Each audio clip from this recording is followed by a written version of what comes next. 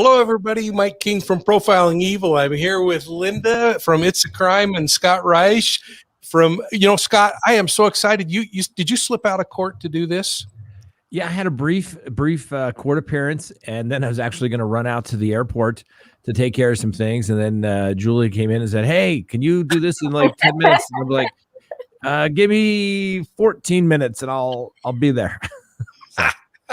Well, this is awesome. Thank you so much, Linda. We were gonna just kind of talk about the hearing as it was going, and I thought, we need to get Scott on and just kind of walk people through this grand jury process in Colorado, through what the arraignment today might look like, maybe the preliminary hearing down the road, Scott, and why a defendant may choose to have a prelim rather than waive it and wait for trial, and thought it would be just a great chance. Would you mind kind of educating us a little bit on the process in Colorado and walk us through what's going to happen today? Yeah, so today's simply going to be a first appearance. He has not been indicted, so they're going to proceed by complaint and information. And so what that means is he'll appear in front of the judge. The judge will say, "This is what you're being held basically for investigation or for filing of charges." I'd be surprised if they have the charges ready to go, but it's possible they could convert it into a first appearance and a second appearance. Assuming it's going to be just a first appearance, is my understanding, they're going to say, "You're being held for investigation of first-degree murder, tampering with evidence, and then the attempting to influence a public official." The judge will advise him that these are the maximum penalties. Obviously, a class 1 felony is life without parole. The tampering with evidence is, I think, a class 6, 12 to 18 months in prison. And then you're going to have the attempt to influence a public official, which is a class 4 felony, 2 to 6 years in the presumptive range there. The judge will say, here's going to be what they call a Rule 5 advisement. And it's going to say you have a right to an attorney. Anything you say can be used against you. That if there is going to be a disposition in this case, a plea, that it has to be knowing and voluntarily made. And that's just kind of the general Rule 5 advisement that they give. At that point, they'll set it over for filing of charges. They could have those today, but it didn't sound like they had those yesterday at the press conference just yet. So I would expect charges formally being filed sometime next week. And then the question is going to be whether the court's going to set a bond today. Given it's a class 1, they'll probably say it's a no bond hold. So he'll remain in custody till then. Hope that wasn't too long. No, that's great. And, I when I look at these, sometimes I start thinking of what negotiations could happen long term. Could you see them using the lesser offenses as bargaining chips? We'll drop these for the plea here, or show us a body and we'll make some adjustments. I mean, as a defense attorney, what are you thinking long term? Because you're not thinking that today, probably. Yeah, I mean, as a defense attorney, and obviously we don't know who his attorney is going to be at this point, whether he's going to retain private counsel or use the public defender. But at this point, most attorneys are going to say, you don't have a body. Let me see what evidence you have linking me to this crime. Is it, data from I think they took the black box data from his truck. Is it cell phone records? Is it somebody that he spoke to? I mean, obviously it wasn't one piece of evidence that brought the district attorney to the point where they could file charges. It's probably a culmination or multiple things. So we'll just have to wait and see. But from a defense perspective is, I want to see the discovery first before I start, wheeling and dealing. And frankly, there's probably not much to deal on, just given the fact that, it's a life sentence type of case. Yeah. What are you thinking, Linda? I actually have a question about, because it is Colorado and we know Gannon Stokes case that and this is looking way forward, but this question has been asked about the death penalty, how they abolished it, but it's as of July 1st. And we know that it would be on the table possibly for Letitia Stokes. And correct me if I'm wrong, that would also possibly apply in this case if that goes there because of the date, correct? They could, but let's be a realist here. They're not going to file a death penalty case for something like this, not in the state of Colorado. And even if they did, it would be tied up in the courts for so long, depending on who our governor is right now. The governor and previous governors have. Scott, I'm going to pause you there I'm going to pause you. Let's go live with this thing. I think they're ramping up now, and see what they've got coming on.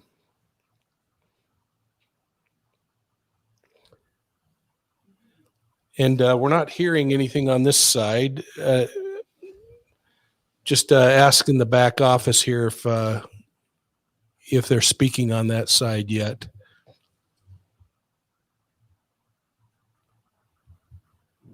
Scott, maybe you can continue on while we're waiting. It doesn't sound like there's sound on that side yet. Okay. And just, you may want to be cautious. I'm not sure if they're allowed, but normally on the WebEx, they don't allow video. Don't want you to get in trouble with that. But oh, really? It's your call. Yeah. We put it in as profiling evil. I wonder, maybe we ought to drop off if that's well, I mean, I'm saying you can't. It's not that you can't observe it, but I'm not sure that the court would allow the video streaming of it. So I would. You may want to be cautious about that. We don't want you to be held in contempt.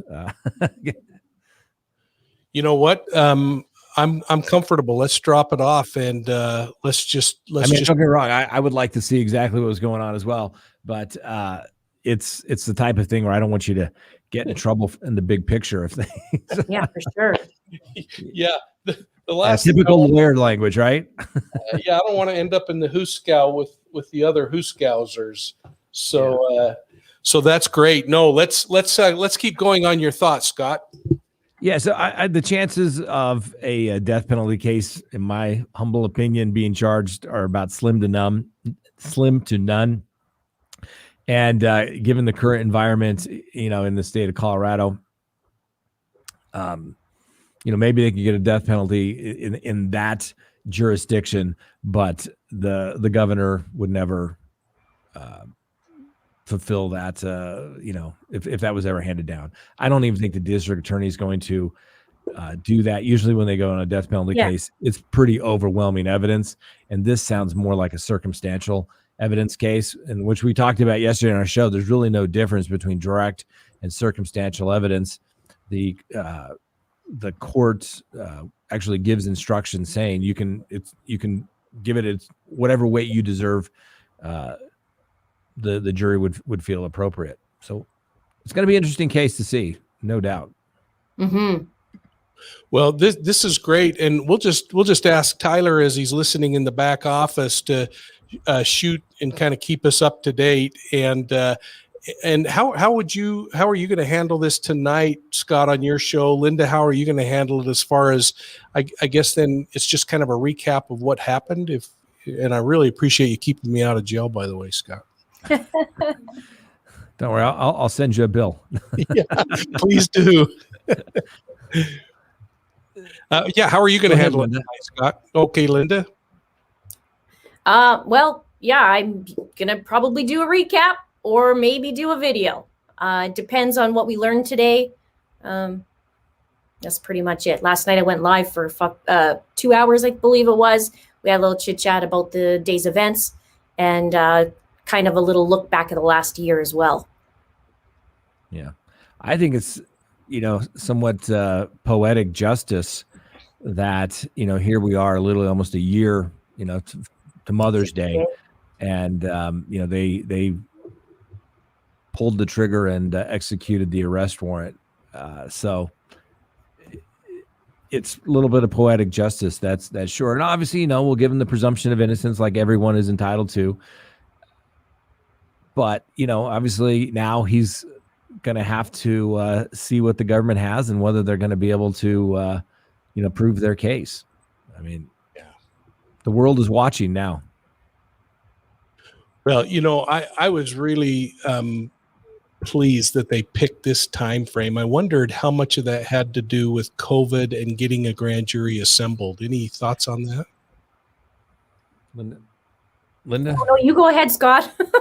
Oh, I saw a report. I woke up in the middle of the night, so I started scrolling through news, and I think it was on the Daily Mail that said that they picked him up because he was apparently planning on moving. I guess his daughter's graduating from CU Boulder, this weekend, and they thought that if he leaves out of state and they can't execute a warrant, then we had to extradite him back, and it could delay the process even more. So it seemed like a good time to do it. And if they have sufficient evidence, remember, I mean, they had to go to a judge to get that arrest warrant signed. So clearly the judge found that there was probable cause, which is a very low standard of proof, but a standard of proof that says that, a reasonable person would believe that a crime was committed and that this person had something to do with it.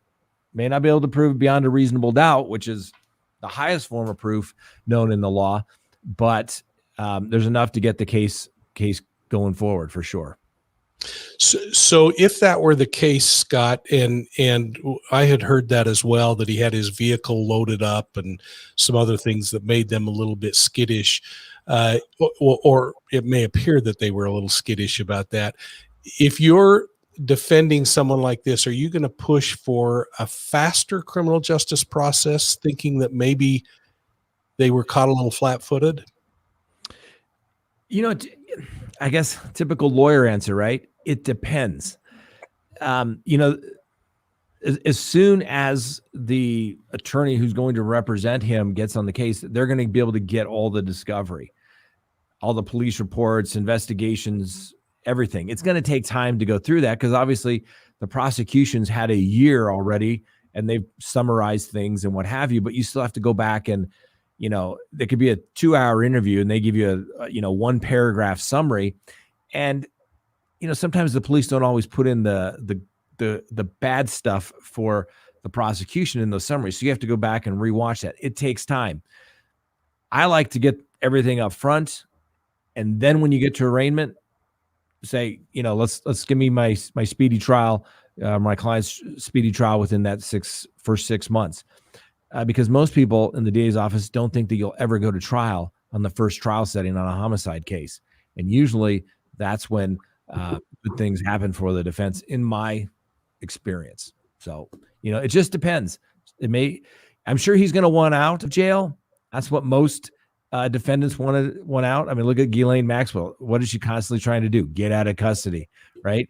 If it's a no bond hold, he's not going anywhere. He's maybe saying, let's get this over with as quickly as possible. And like I said, don't want to sound like a typical lawyer, but it just depends on what they have and what they don't have. And what they don't have in this particular case is a body. Yet. Yeah, that's interesting.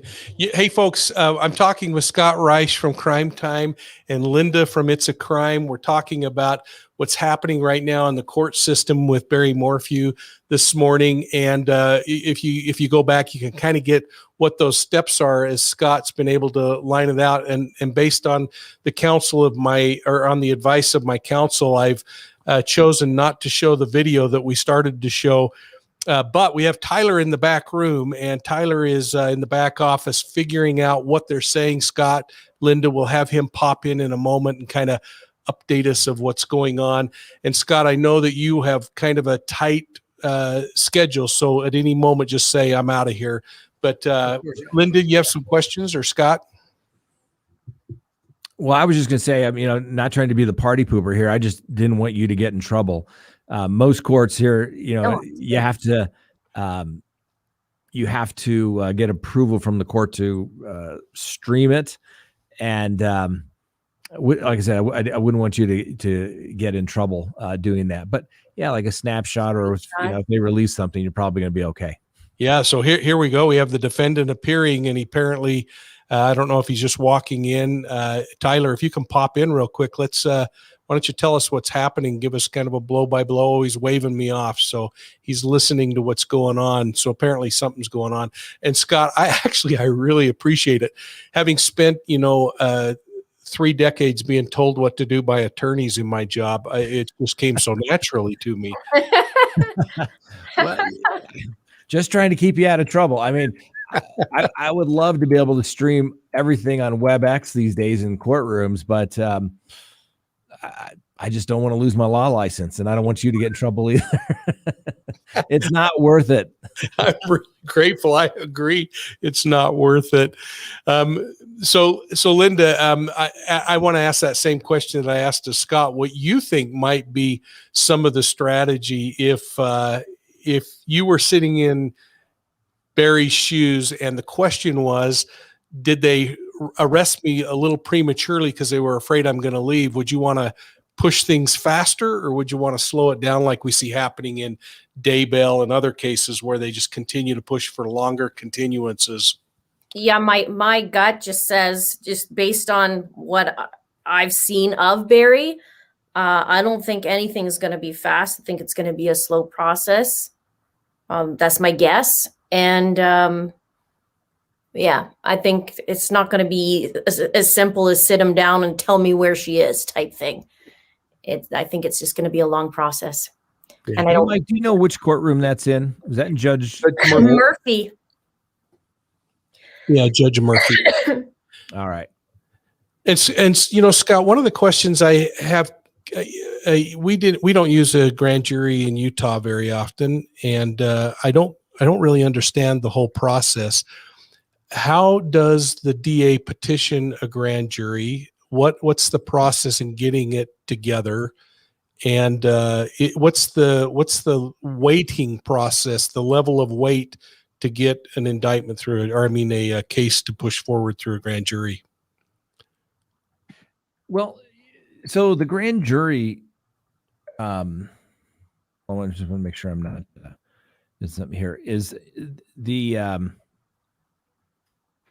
grand jury in Colorado is not used that often. Obviously, in the federal court, every case has to go before the grand jury. So they have two options here in the state of Colorado. They can go to the grand jury, usually kind of more for cold cases or when they need, subpoena power, things like that. But normally what happens is the prosecutor, has the case presented to them by the police authorities in this particular case, the Chaffee County Sheriff's Department. They look at it, they decide what they're going to do, and then they file a complaint and information. When that complaint and information is filed, then in this case, Mr. Morphew would be entitled to a preliminary hearing within 35 days. If, for example, they went to the grand jury, he wouldn't be entitled to a preliminary hearing because they've already found probable cause. And really, a judge has found probable cause at this point. A preliminary hearing is simply used as a screening device to make sure, because we don't want to keep people held in custody if they've been wrongfully accused of a crime. So they have to present some evidence to each element of the case. It's not a prima facie case where they've, nailed everything. Like here's this, but they have to present enough evidence to withstand a, motion that they haven't made probable cause at a preliminary hearing. But the standard is such that the court must view the evidence in the light most favorable to the prosecution, drawing all inferences in favor of the prosecution. So the case is going to move forward. That's interesting. Is it possible? Can we listen to the proceedings that are going on, Scott, and be okay as long as we're not showing the video? Yeah, you're probably all right with that, I would think. Why don't we do that? If the back office can pull that up for us so we can hear what's going on.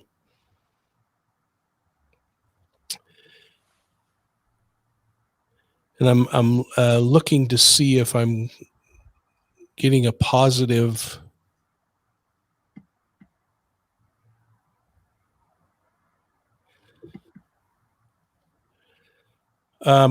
Okay. There's a way of doing it, but I don't know how, because Tyler just sent me a note and he's asking me to do something technical, which I was trained to use a firearm, a taser, and a nightstick.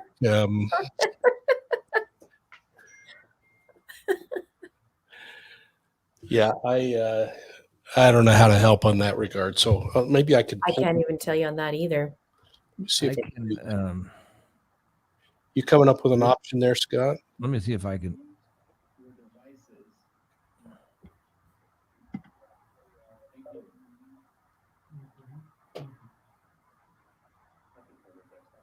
Is there a YouTube channel, the judge's YouTube channel, that it might be on? No. Sometimes that happens. Not in Colorado. They don't have that set up. That's Gotcha. other jurisdictions.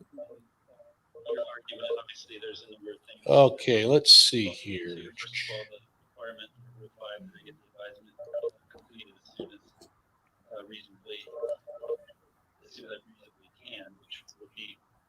Mr. Morphew was arrested yesterday. So I wanted to get him advised as soon as possible. Therefore, there is a short period of time for expanded media requests to be made. Advisements are specifically listed under the rule as the types of hearing where expanded media coverage is allowed. Second, I believe that the defense was able to articulate, in my opinion, a very well argued, well reasoned, and well researched objection prior to this hearing that is on the record. So I think the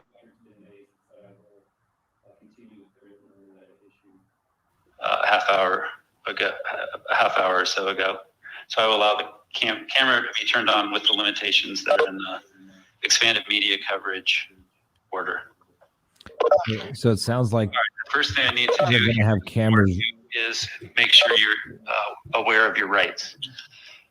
Okay, here comes the Rule 5 advisement we talked about. And any statement you make could be used against you. You have the right to have an attorney to represent you. While you are in custody, I could automatically appoint the public defender's office to represent you. And in fact, they have entered their appearance on your behalf. Any plea you make in this case must be voluntary. You are currently being held without bail pursuant to statute. You are being investigated for 3 charges: first-degree murder, tampering with evidence, and attempt to influence a public official. With regard to those charges, you have the right to have a trial. Trial could be to a judge or to a jury. That would be your choice. You have a right to have that trial within 6 months of your request. At that trial, you would be presumed innocent, and it would be the burden of the prosecutor to prove the charges beyond a reasonable doubt before you could be convicted. You could testify or not at that trial. That would be solely your decision. If you decided not to testify, I would specifically instruct the jury that they could not hold that decision against you.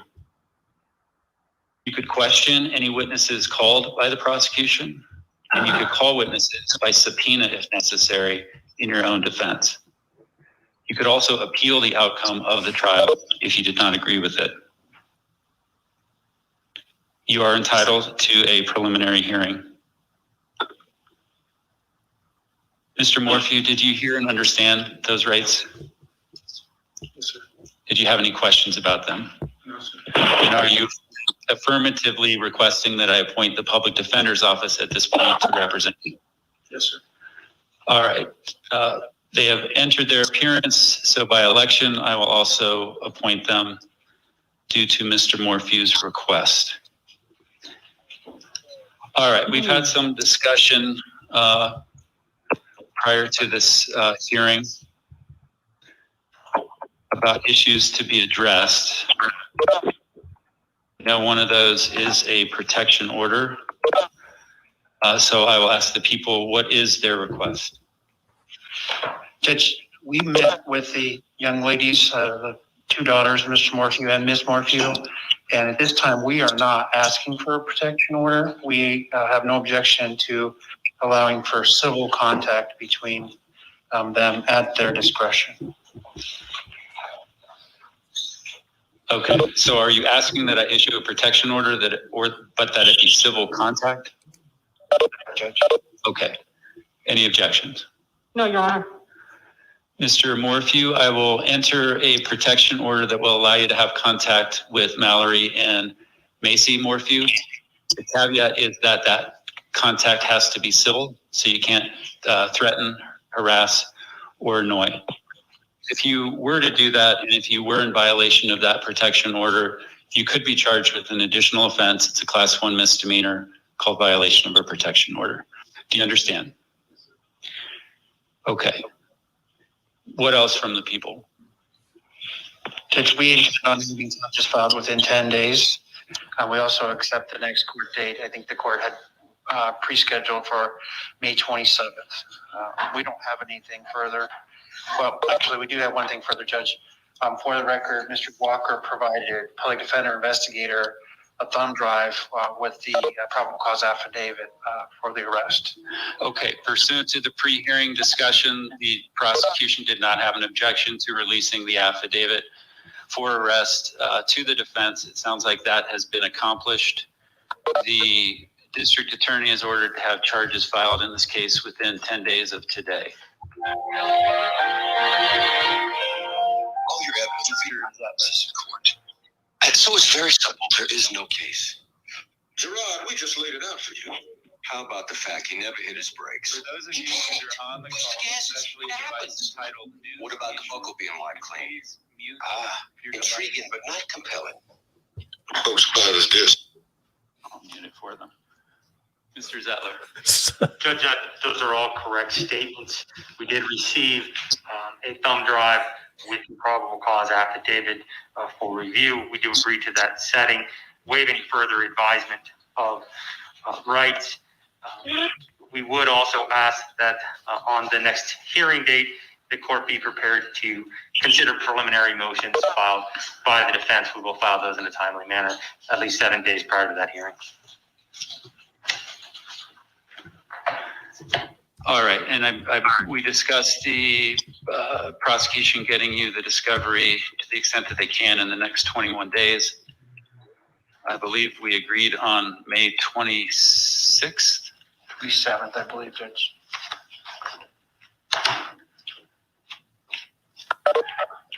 Okay, May 27th. That's correct. Mr. Zettler is in another hearing at 4 o'clock.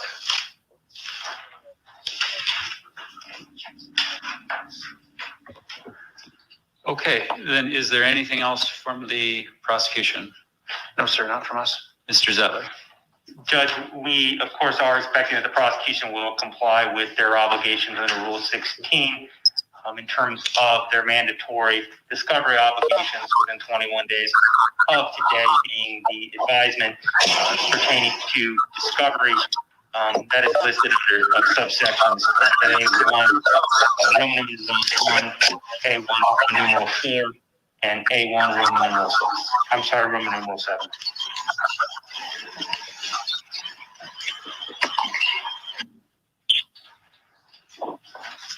Yeah, I suppose that they will do so. It's self-executing. Okay, then if there's nothing else, Mr. Morphew, I will see you again the afternoon of May 27th at 4 o'clock. Thank you. Court will be in recess.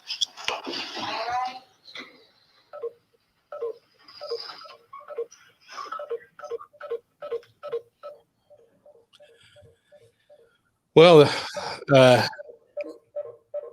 interesting. I don't know why there's continued echo there.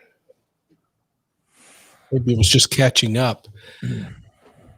Yeah. So, Scott, you want to break that all down and kind of catch us up on? Sure. I mean, just like I said, what would take place? It was initial advisement. You heard the judge say he was going to give a Rule 5 advisement, which was basically, here's a quick overview of the rights you have. Keep your mouth shut. You're entitled to an attorney. You're entitled to a trial. You're entitled to that trial within 6 months. And if you go to trial and you lose, you have a right to an appeal. That's under the Colorado Rules of Criminal Procedure Rule 5 advisement that everybody gets. The court also put in place an 18-1-1001 protection order, which is standard, which is basically don't harass, molest, intimidate, retaliate against any witnesses in this case. the district attorney stated that they had met with the daughters, Mallory and Macy Morphew, and they want to be able to have contact with their father. So the protection order in general applies to them under the 18-1-1001 in the sense that he can't molest, harass, retaliate in any way, even his own daughters regarding the case. I mean, if I was his attorney, I'd tell him, don't talk about the facts of the case with your daughters, because anything you say can and will be used against you, including to your daughters. So the court put that in place. He advised him that if you violate that protection order, you could be facing, a misdemeanor charge of violation of protection order. But frankly, that's the least of his concerns. They could also charge, tampering with a witness, tampering, intimidating a witness, something along those lines. So it's in his best interest not to talk to anyone other than his attorney and their investigative team about the case. Don't talk about it over the telephone at the jail. Don't talk to other inmates at the jail with it, because it can all be used against him. The court also stated that they were going to give the defense today a thumb drive with the affidavit for the arrest warrant on it so they can get to work, and that the prosecution has 10 days in which to file charges from today's date. I think they were going to come back on actually May 27th, and they're also supposed to have kind of the initial wave of discovery on that date, May 27th, by 4 p.m. So that's what I took from it.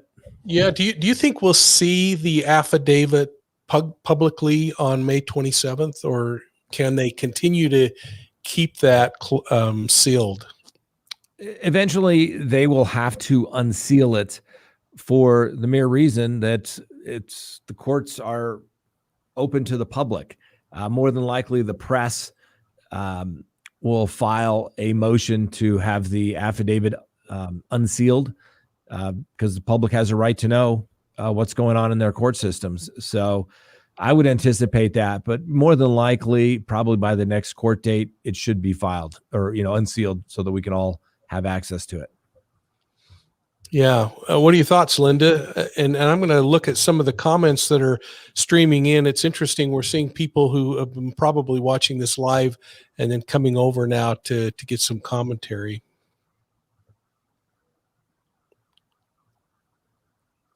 Linda, can you hear me? Okay, I wasn't sure if you're just waiting. I was waiting for you to read a comment. No, that's interesting what Scott said about the affidavit, because when it's sealed, obviously you can't see it. And I was curious about that as well. At what point were we going to be able to see it? Is it when they do seal it in a situation like this, is it more so because I shouldn't say because, but in this instant, there is no body and a lot of it is circumstantial, and they're like they want to keep some things under their cuff, or what happens in this? What makes the decision that? Yeah, normally, the affidavit is made available at least to the attorney and the defendant early on. Normally at this advisement, because if there's an issue as to probable cause, that can be raised at a first advisement, saying, Judge, there's no probable cause on this particular matter. And in this particular case, obviously it's much more serious charges. We're not talking like a motor vehicle theft or something. Mm-hmm. So the prosecution more than likely wants to keep their powder dry so that the speculation doesn't begin. It really can, particularly in a high profile case, if people start talking about it and spreading misinformation out there, it can affect the prosecutor's case. It can hurt it. And so they're probably going to want to do that just to keep it at bay. Keep everybody at bay for a little while, but they are going to have to unseal it because the public does have a right to know. The defense counsel has a copy of it, and frankly, the defense probably said, "Hey, keep it sealed as long as you can, as long as I get it, so that I can figure out what the heck is going on before all hell breaks loose," so to speak. That makes sense. I think you look at Barry's face, and someone commented in the comments that he looks pretty worn out. I imagine this has been a pretty long year for him as well. But there are no winners in these kinds of cases. And I don't know if either of you caught the conversation that Lauren Scharf had with Suzanne's older sister, but I thought I would just play a segment from that and get your thoughts. So give me a second here and I'll pull this up. Hey, first reaction to hearing the news that Barry Morphew was arrested. Okay, how's the audio? Mine sounds really weak here. A little low.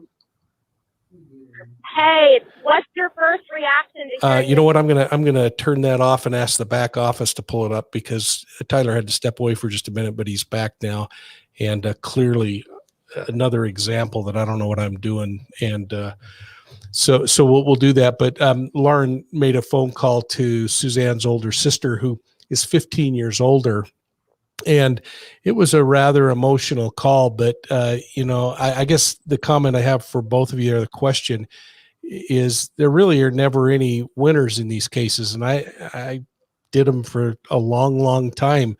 Linda, I don't know what your thoughts are, and then Scott, you've sat with defense attorneys, with defense clients, defendants.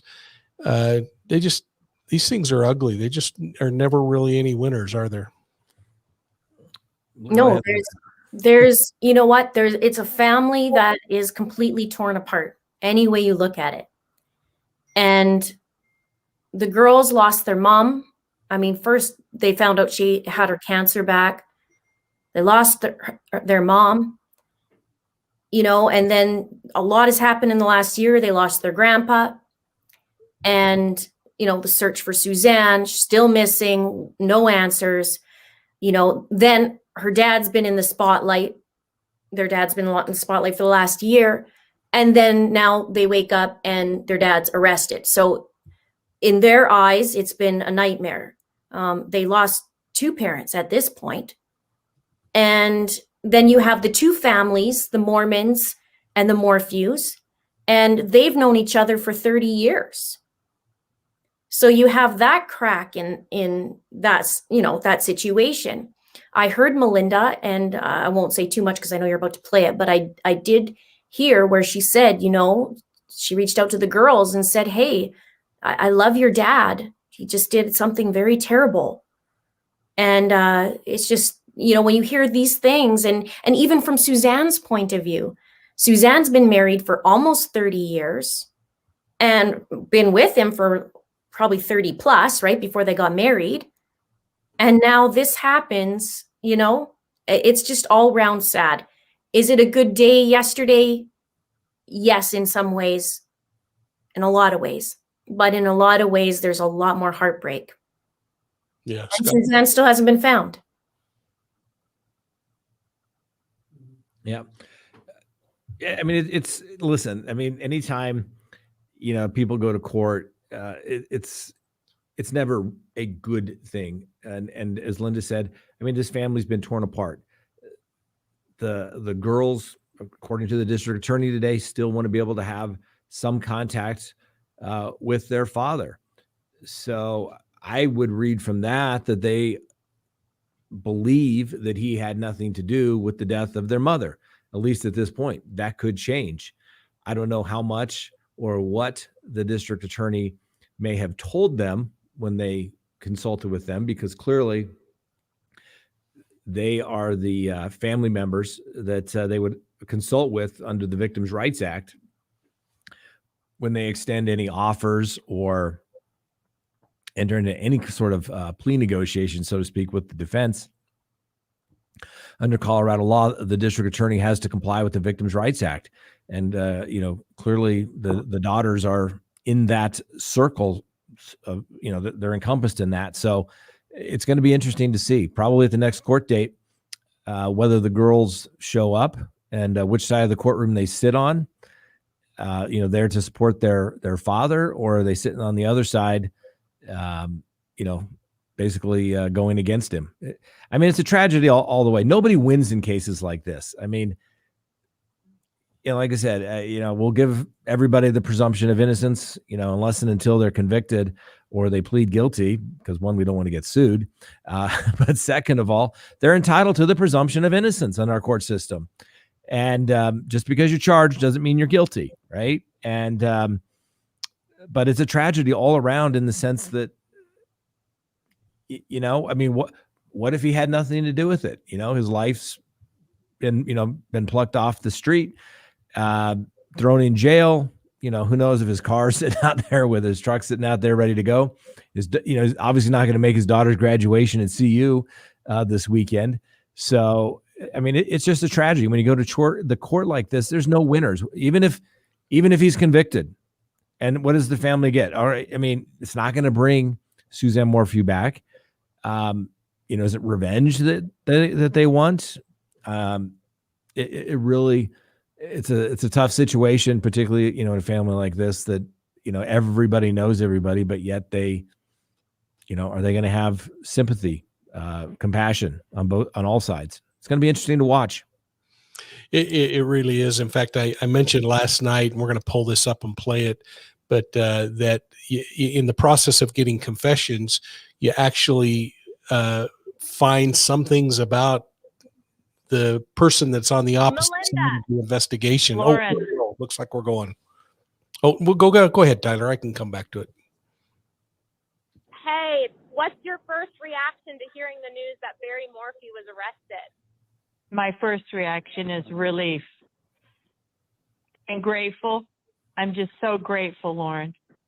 I'm so grateful for law enforcement, for Sheriff John Speasy, for the FBI, for the CBI, for the people who have worked relentlessly and tirelessly, and they have taken my sister into their hearts. They have fought the fight for her. And today, justice is beginning for my sister. Let's pause right there. And you were one of the first people that Sheriff John Speedy called. Why was that? So, and she goes on to say that the sheriff called her first because he made a commitment to do that. And having sat on the law enforcement side of the fence, it is really difficult when you can't tell the people closest and facing the most pain what you really are doing and how close you might be. But there obviously needs to be a continuation of communication between families and law enforcement. But man, we hear that in her voice right now. I don't know what your thoughts are as you start to hear that. Either one of you. Go ahead, Scott. Well, I mean, obviously family needs closure. And, if this is what, I mean, the process has to go forward, and it's going forward. And, we'll obviously all kind of watch and see how it plays out. Obviously I've never had anybody, murdered in my family, but I'm sure that it would be the first thing on my mind. And I would want that resolution to know that somebody is going to be held responsible, for the death of a loved one. So I completely understand what the sister is saying. And, she obviously said, hey, the sheriff said, basically, trust me and I'll let you know, but trust me. And she let the process work. I think the district attorney said yesterday at her press conference that, law enforcement's taking a beating from a lot of people because, didn't do something fast enough, didn't consider this. Why haven't they solved the case? Mike, these things take time. They don't all just happen overnight, and it takes time. And, when they had enough evidence, then they would go to the DA and say, let's file. And they did. So we'll see. Yeah. Interesting. Linda? I think for that family, I always say this, when people are missing, their loved ones are missing, they're in limbo, and limbo is hell. There's no answers. And then, so just that little piece, like she said, she felt relief. Yeah. Just a little piece, but her sister's still not home. I want to, let's go back to the audio, and once it starts, I'm going to see if Tyler could move forward to the 2-minute mark where Melinda talks about what a long journey this was. He is a man of integrity, and I have the highest regard for him. A year ago, when my sister went missing, Speezy right now. he reached out to me with sincerity and concern, and he promised me that when the perpetrator was found and arrested, I would be the first person he would call. The moment that person was arrested, I would be called first. And I took him at his word, Lauren, and he did what he said he was going to do. And he's never faltered. And he has my forever gratitude. Forever. To finally see some sort of justice, almost a year. We're less than a week away from the 1-year anniversary of Suzanne going missing. How does that make you and your family feel? Lauren, it's been the journey that no one ever imagines that they'll take. You know, it's the journey you see other people take, and you never imagine you're going to be on that journey. It's been a long journey. It's been a journey of a lot of heartache, a lot of brokenness, a lot of sadness for two families, Lauren. You know, this isn't just about Suzanne. This is about a ripple effect into the lives of so many people that I care about. Barry's family, my family.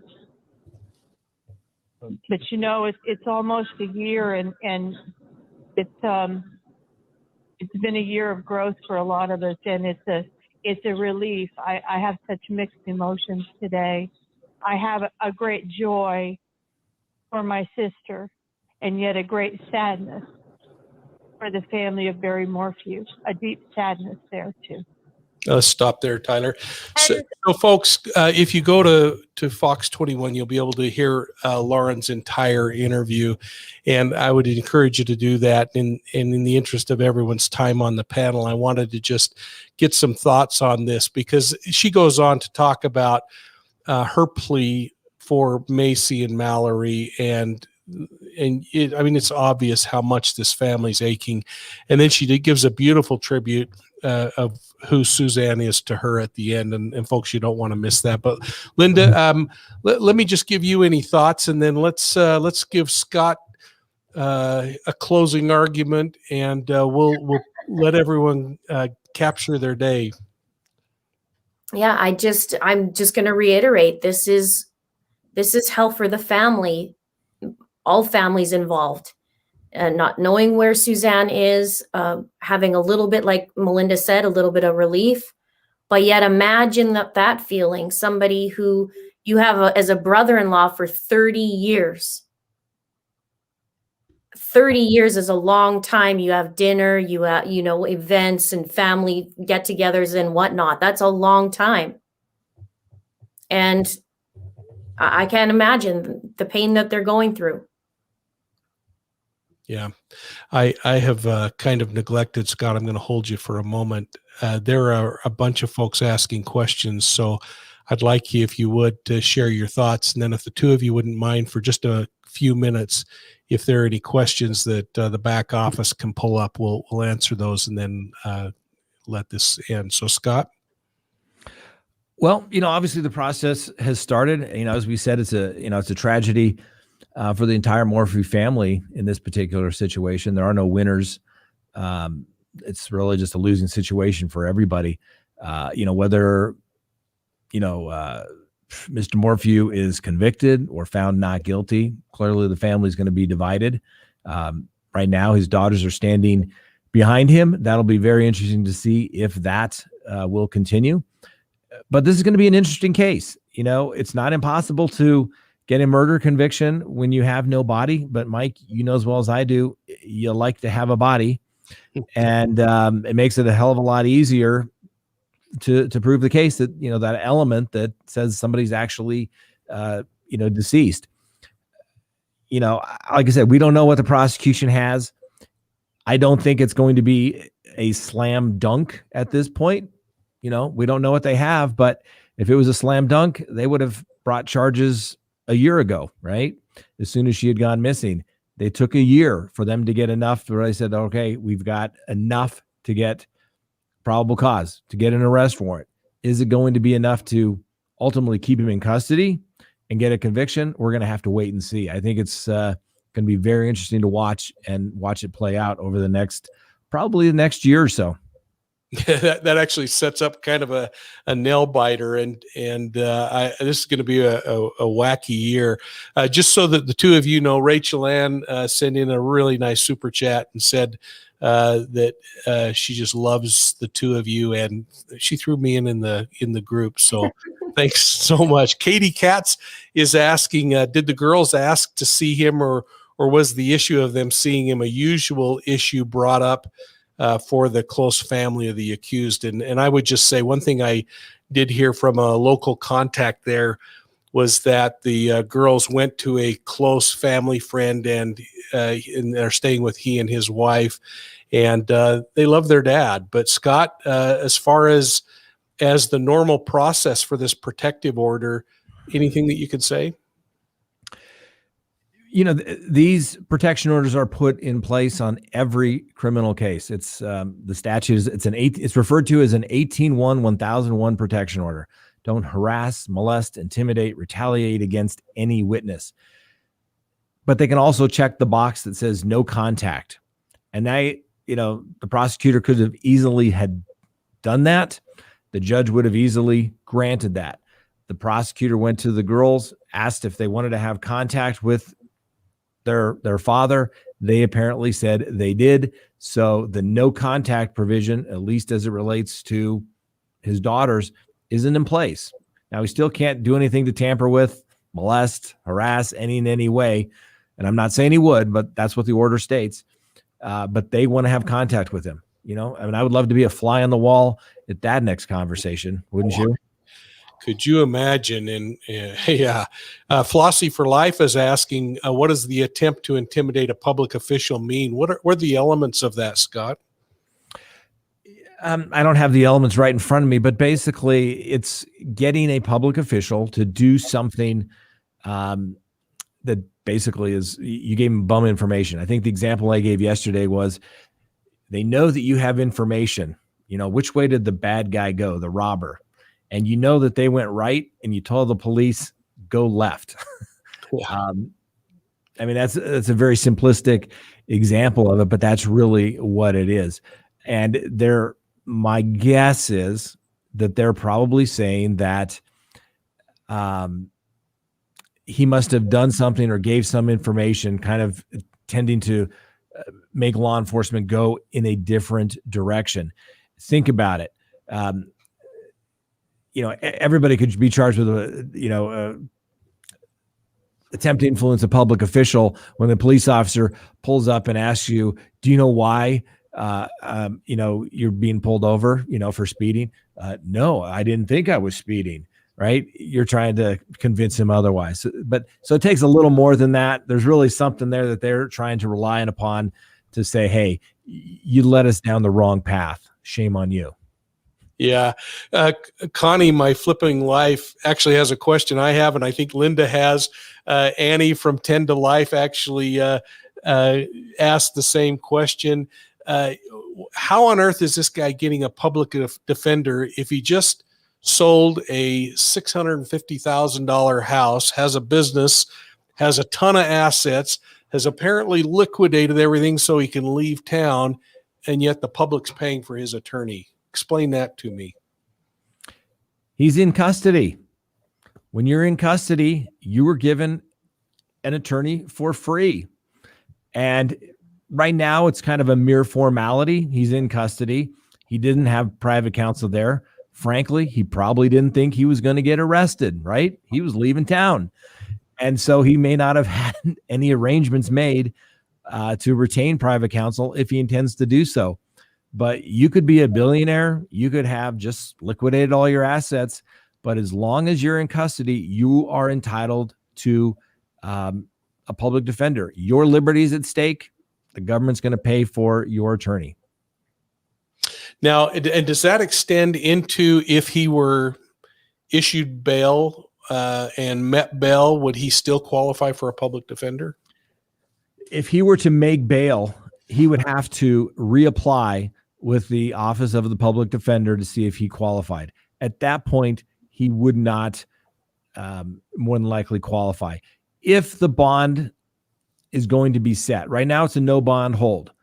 At some point, the prosecutor is going to file a motion saying we want a proof evident presumption great.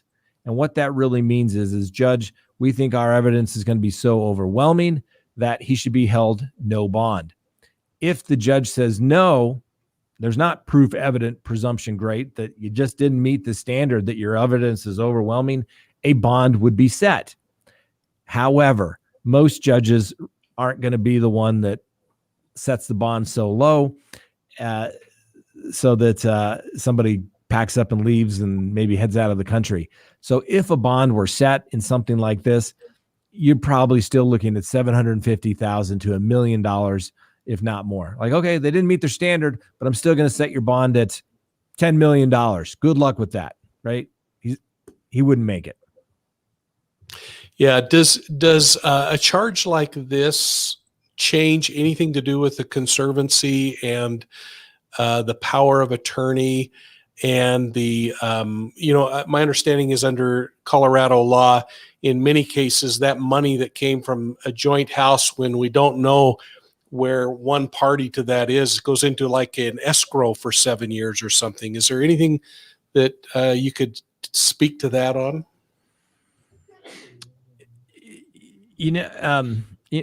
Colorado has a slayer statute. So, for example, if there was a life insurance policy on your spouse and, you knock your spouse off, you're not going to get that money under the slayer statute.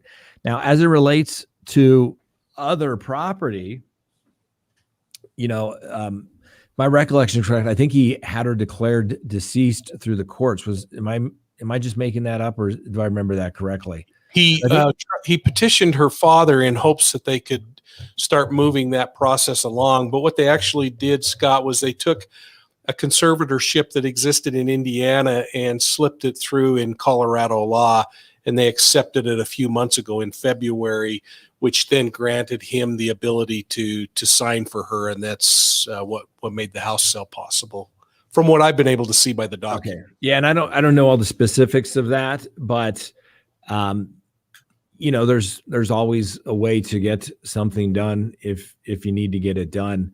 So I don't have enough information to feel comfortable commenting on that. You picked that one apart at all, Linda? And then I'm going to ask you something that's a burr under my saddle. When you talk about this, also maybe has anyone researched? I can't get anyone at GoFundMe to respond to me, but I still have this burr driving me crazy that there's $33,000 and people still putting money into it. I was just going to add to the conservatorship and just mention and highlight that was requested to Gene, Suzanne's father, 3 weeks after Suzanne went missing. So I just like to bring that fact up. Yeah. And the burr you're talking about, the GoFundMe that several, myself included, had donated to the GoFundMe that was first posted by Trevor Noel and Barry Morphew, that one? Yes. Yes. I have the equal burr. So, Scott, have you looked at that at all? I mean, I guess the question is, how do these people get their money back?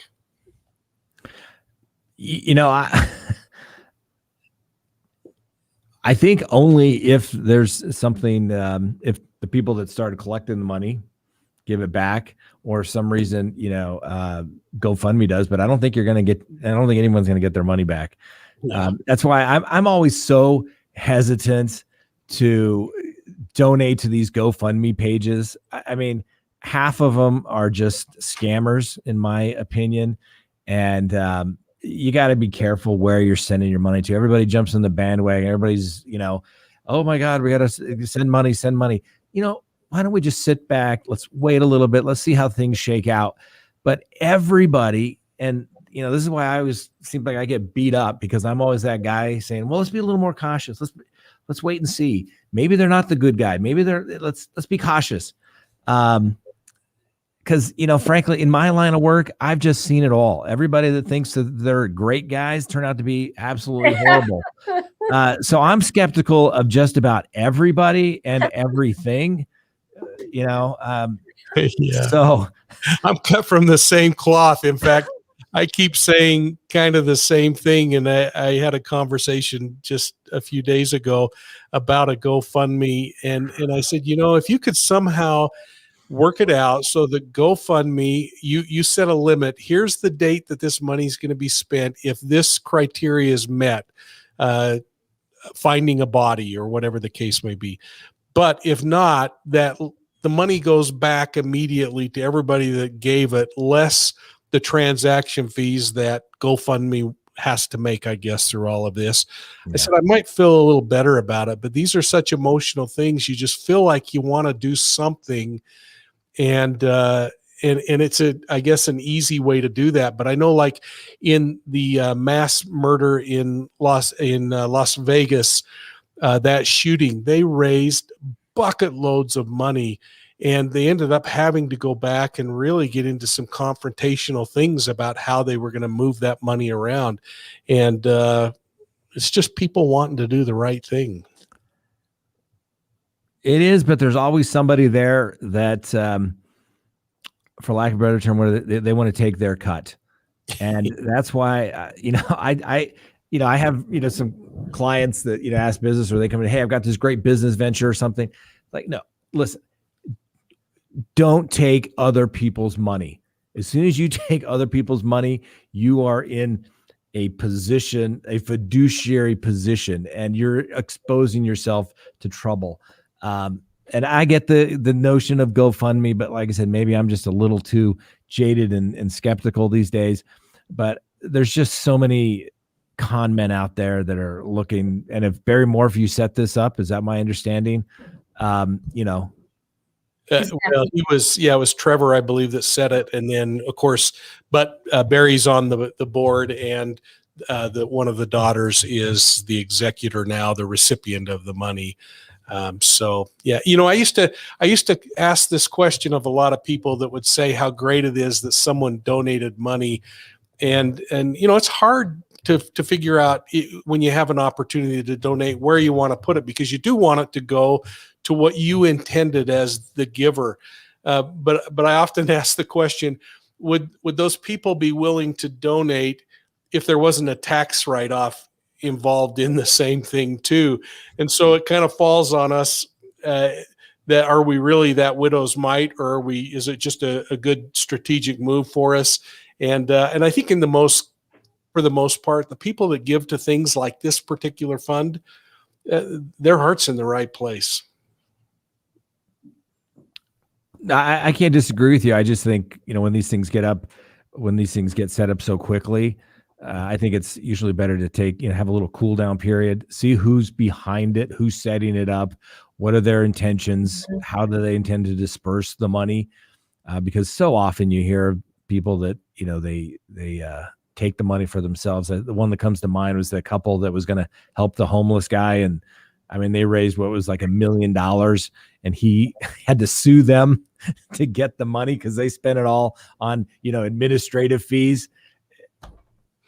Like I said, So I got to leave you with a personal experience. My dear friend every day would walk out to a guy that sat on a street corner next to the grocery store with his sign, homeless, and all of the reasons why he needed help. And my friend would every day take $20 over to him, and he would say, I just feel like I have to do it.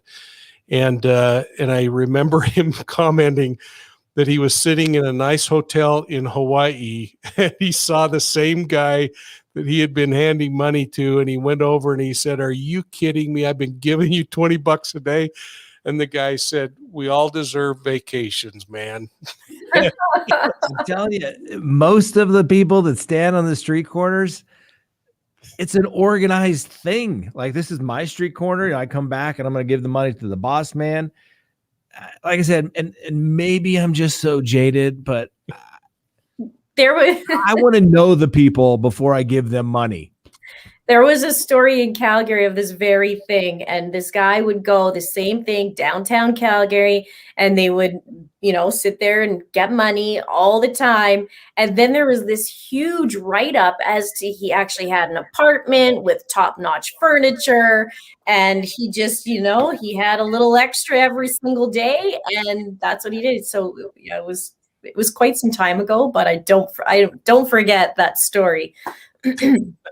Well, thank you so much to both of you. I feel so honored to be able to spend some time with you and to be your friends. Scott Reisch, Crime Talk. Please apologize to the judge if you're in trouble. Thanks for coming in and spending time with us. Linda from It's a Crime. Thank you, Scott. Linda was the first person I reached out to when I started this channel, trying to figure out what on earth I was going to do. So to both of you who have kind of tutored and mentored me, the mess you see is something you created. So thank you so much for what you've done. And to all these amazing people that support us, please subscribe to Linda's channel, subscribe to Scott's. Scott, I don't know if you noticed, Linda keeps the 144,000 on her count. I know. She's going to be passing up everybody. Is the 144 plus 12. We got to talk about that though, right? Plus 12 because of the Lori Vallow.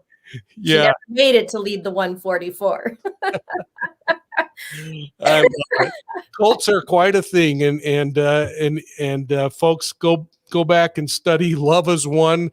Love Is One lost yesterday or a couple of days ago, but these cults are wacky business. I think we're going to have a lot of things to talk about between now. Barry Morphew's trials rolling out and down the pike, and of course the Daybells as they start to face the criminal justice system. Scott, is it going to continue to be continued, or are we going to get to a trial in 2021? I don't think there's going to be a trial in 2021. That's just my gut feeling. And we had our Patreon show the other night, and we had a somebody that works in the legal field in Idaho and said, this is so unusual. Things do not usually move this slow, because I was like, what the hell is going on there? Everything moves so damn slow and nothing gets done. They have hearings and nothing gets done. We're a year into it and nothing gets done. The judge, I'm like, just set, this is the date for your motions, file your motions, let's have a hearing, we'll resolve it. But they've made no progress in that case. And I like the judge. He seems like a nice guy, seems like a smart guy, but he needs to put his gavel down and say, gentlemen, I'm in charge. I'm setting some dates. I'm putting the law down, and we're moving this case along. No more games, no more delay, no more frivolous motions, and start imposing some sanctions on the attorneys when they file frivolous motions. Stop the sandbox playing. Exactly. We know Scott loves Mark Means. We all love Mark Means. You read those things, you read his paperwork out loud, Scott, and I know. You read that out loud, and I dare people to read that out loud. It's a mess. It's the gift that keeps on giving. Right? We get to practice our language skills, that's for sure. That's the next one we've got to get together on. Maybe the three of us could find it on one of your shows, or I'll certainly be the place to host it, but we'll chat about that. But to both of you, honestly, I really do appreciate your friendship, your mentorship, and your smarts. This has been an interesting day, and I look forward to seeing how things go. And to all of the folks who support us, I speak for all three of us. Thank you so much for what you do in supporting us. So from all of us, have a great day, and I hope it's a good week as well. Happy Mother's Day. Thanks for having me. Have a great day. Thanks for having me as well.